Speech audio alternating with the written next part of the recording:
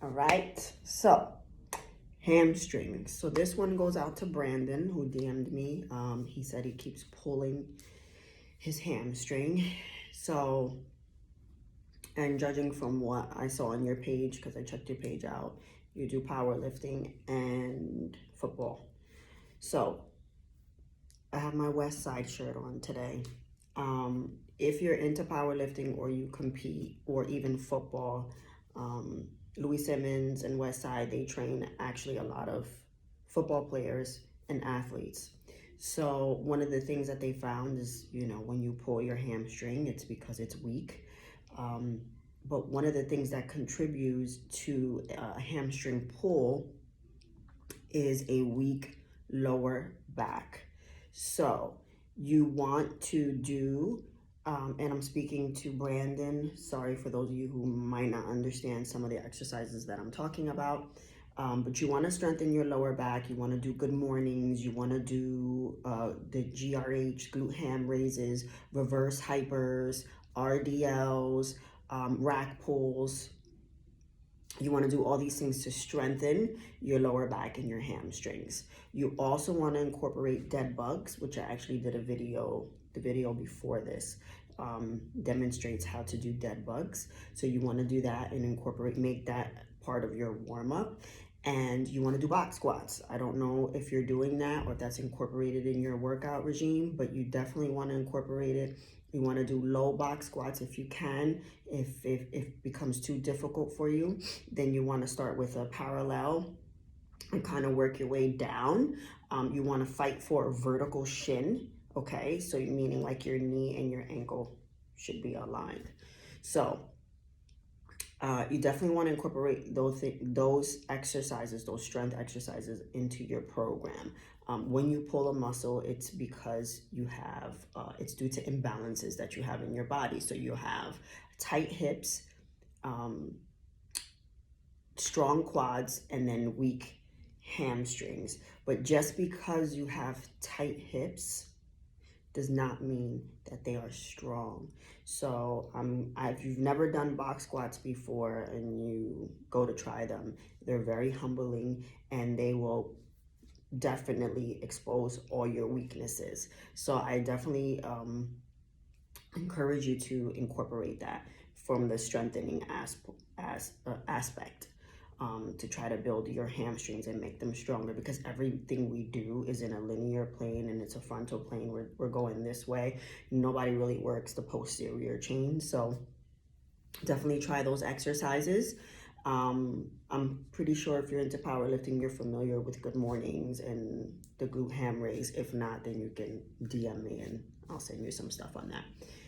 As far as the stretching and mobilization standpoint, right? Or mobility standpoint, what West Side uses or Louis uses as far as mobility and rehab, he uses what they call functional range conditioning, FRC, which I am certified in.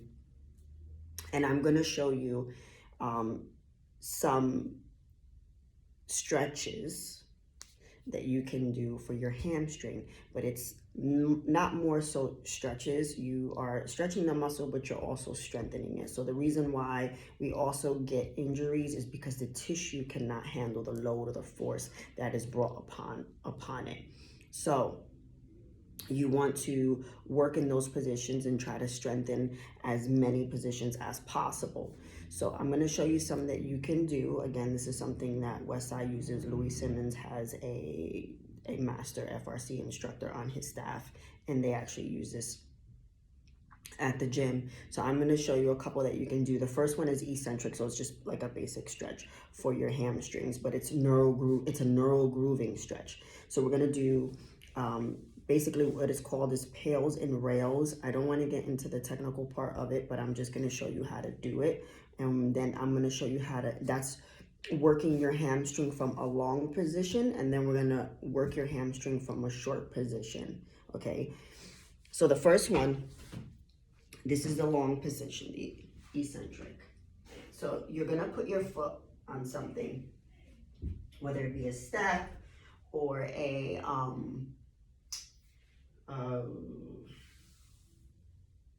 table, whatever it is, anything that's low. Now, a lot of people, what they do when they want to stretch their hamstring, they put their foot up on something and then they go like this, right?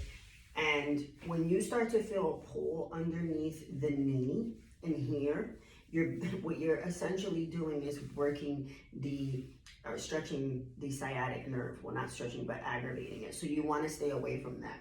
With this stretch, you can actually keep your knee slightly bent, right? And so now for the pales, which is the progressive tissue, which is this tissue down here, the hamstring, you are going to, it's almost like the intent is going to be a hamstring curl. So you're gonna, instead of leaning forward, I want you to think about pushing your butt back, right? Sticking your butt out, and then you should feel a stretch here. So stick your butt out. And then I want you to dig your heel into whatever it is your foot is on. So you're gonna dig. And then I want you to almost think about as if you're going to curl your leg. If you're gonna do this motion, but you're not doing it, the intention is to do it. So slightly bent, butt back, heel down, and then pull. And you should feel it in here. And stick your butt back, and you'll get it. You should feel it all in here.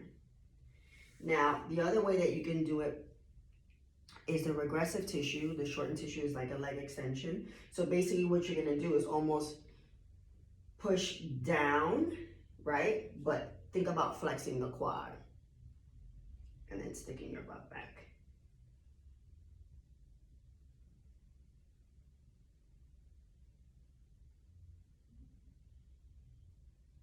Okay, don't round. I don't want this. Try to keep an upper torso and pushing the butt back, and you'll feel it. So you can do that. You want to hold it for about, not 2 minutes, 5 seconds, 10-second holds. You might get a cramp. That's totally normal. It's fine. It's just neural confusion. So your brain is just sending signals there because it doesn't know what's happening. So it's sending multiple impulses down to that area, and then it'll start to cramp. It happens to everyone. It happened to me when I started doing it.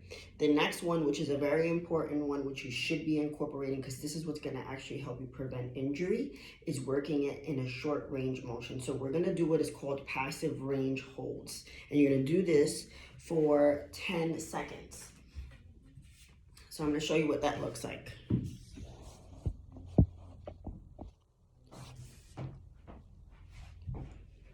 So I just have this to put on my knee,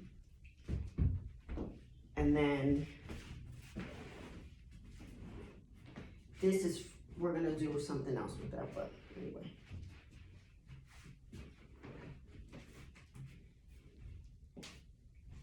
So you can do them both ways. You can do them standing, and you wanna hold on to something, okay? So I'm going to show you what it looks like standing. And you want to create as much tension. So when you're doing these passive range holds, it's called irradiation. So you want to create as much tension as possible, and you want to work your way up. You want to hold it for about 5 seconds or 10 seconds. And you want to work your way up to 60% radiation. And what that means is you create tension throughout your whole body, okay? And then it's almost as if you are fighting against something, or something's forcing you into position. So you can hold here. If you wanted to do it standing, you can get in this position. You want to make sure that your knees are together, and you're going to tuck your tailbone. Don't arch your back. Keep this together. And you're gonna hold, bring it up. So the passive part is me bringing my leg up. So you're gonna hold it, 10, you know, brace, get tight, and you're gonna hold it. You're gonna hold it, hold it, hold it, hold it, hold it, hold it, hold it, hold it, hold it, hold it, hold it, for 10 seconds, and it's gonna cramp on you. So the first one you can do with your toes pointed up, right? And then the second one you can do with your toes pointed down. So keep your knees together. Brace. Tension, create as much tension. Now I'm pressing against the wall. Some people like to use a stick, and that's fine too. You want to bring it out here because you're gonna think about pushing down. So create the tension, and now we're gonna, with your toes pointed down, not up, down, and create tension. Hold, hold, hold, hold, hold, hold, hold, hold, hold as much as you can, and then slowly let it go down. And when you do it, you want to slowly have it come down. You don't want to slap your foot on the floor. It's all about control, and this is actually strengthening your hamstrings as well as stretching them. So you can do it in a seated position. So one leg will be here. You can hold, you want to do it this way. So one leg out. Think about pushing your hip forward, okay? Let me bring this back so you can see it. Yeah. So, and then you're gonna hold this, hold it up, and the same thing. Arch, hold, brace, hold it, hold it, hold it, hold it, hold it, hold it, hold it, don't let it fall, and then slowly bring it down. And you'll do the same thing with it down, with your toes pointed down. So plantar flex, dorsiflex. So toes pointed down, hold it, bring it, brace, hold it, hold it, hold it, hold it. Don't let it go. So you want to do that. The next one are called lift off. Same thing, you're gonna do them for 10 seconds. You can do 3 sets. You don't have to work up to 100%. You can work your way, but normally we'll do 20, 40, 60, 80, 100. That's usually how the tempo goes. So you can do that. Now, but you can do, I normally do 3 sets, so you can work at 60, 80, 100. Next one is called a lift off. So, you guys can't see it. So basically I have the sand dune, but you can use a yoga block, and I'm gonna show you what it's for. So same thing, foot out. I'm just using this to create a radiation and tension in the body. So I'm gonna be pushing the stick down to the ground. And with this, see how it's already lifting my foot off the ground? I'm not passively doing it. So lift, create tension, brace, right? Don't arch. Tuck your pelvis in or your tailbone, so you're gonna be pushing forward. And then I'm going to lift and hold and hold and hold and hold for 10 seconds, 10 seconds. And then slowly come off, go back down. And then you work your way up. So if you had something that was higher, that you can push off of, different positions. So that's gonna help strengthen and stretch your hamstrings and help you prevent injury in the future. Definitely incorporate it. Don't forget the strengthening exercises. And then this should be a staple. You should be doing this every day as far as the stretches and the FRC work. If you have any questions, hit me up.